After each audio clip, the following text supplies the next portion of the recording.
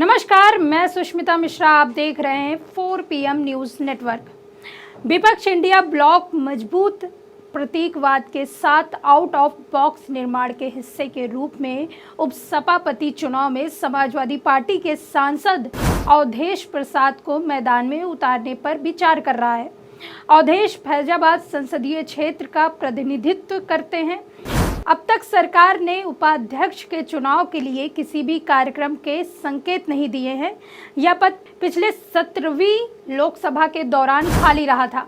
हालांकि ऐसे संकेत थे कि सत्तारूढ़ भाजपा विपक्ष को यह सीट देने की इच्छुक नहीं है, लेकिन इसे बरकरार रखेगी या एनडीए के दायरे में है।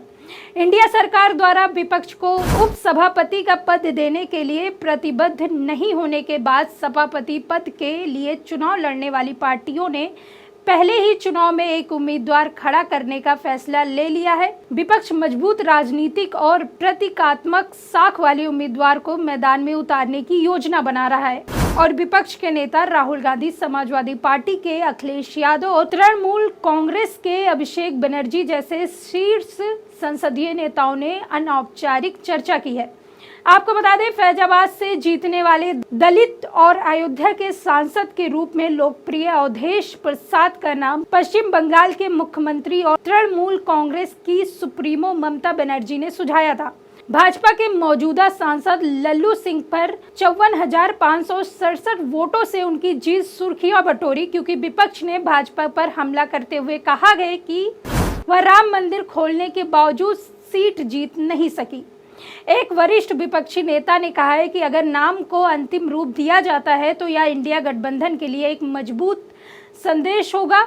हो सकता है कि नंबर गेम के कारण उन्हें निर्वाचित न कराया जा सके। वह भी अवधेश प्रसाद एक दलित नेता है और सामान्य सीट से लड़े और जीते। द हिंदू के एक रिपोर्ट में ये खबर आई है कि डिप्टी स्पीकर पद के लिए समाजवादी पार्टी के नेता अवधेश प्रसाद के नाम पर सहमति बना ली है। संभावना है कि विपक्ष फैजाबाद से सांसद अवधेश प्रसाद को उप सभापति के लिए मैदान में उतारे।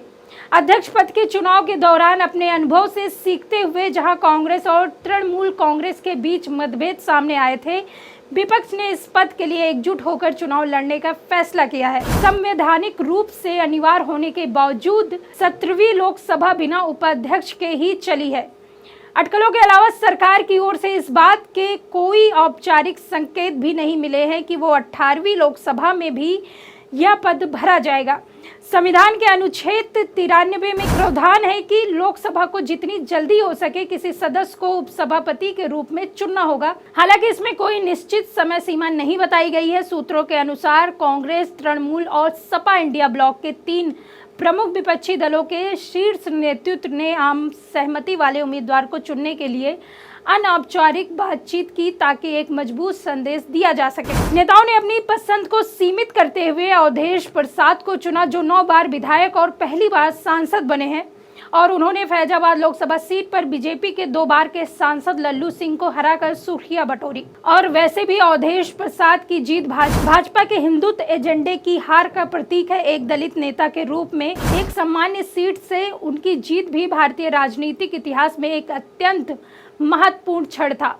सूत्र के मुताबिक कहा गया है कि अगर सरकार 3 जुलाई को संसद का पहला सत्र समाप्त होने से पहले उपसभापति की नियुक्ति के लिए कोई कदम नहीं उठाती है तो विपक्ष इस मुद्दे पर लोकसभा अध्यक्ष को पत्र लिखेगा। उपसभापति को अध्यक्ष के समान ही विधायी शक्तियां प्राप्त होती है तथा मृत्यु, बीमारी या किसी भी अन्य कारण से अध्यक्ष की अनुपस्थिति में उपसभापति प्रशासनिक शक्तियां भी संभाल लेता है।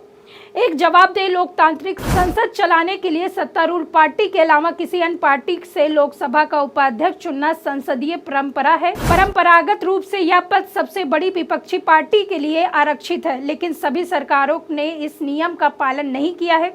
2014 में नरेंद्र मोदी सरकार के पहले कार्यकाल में यह पद भाजपा के सहयोगी AIADMK के थम्बी दुराई को दिया गया था। 2004 में 2009 में जब कांग्रेस के नेतृत्व वाली यूपीए सरकार सत्ता में थी, शिरोमणि अकाली दल के सांसद चरणजीत सिंह अटवाल और भाजपा सांसद करिया मुंडे इस पद पर थे। अटल बिहारी वाजपेयी सरकार के दौरान कांग्रेस के पीएम सईद इस पद पर थे।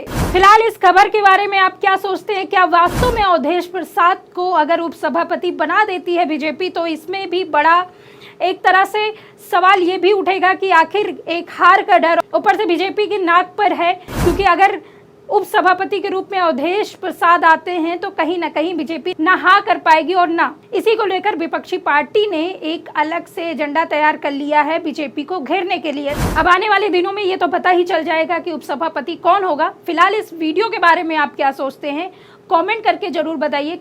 वीडियो को लाइक और सब्सक्राइब जरूर करिएगा और ज्वाइन का बटन दबाना बिल्कुल मत भूलिए। मैं सुष्मिता, नमस्कार।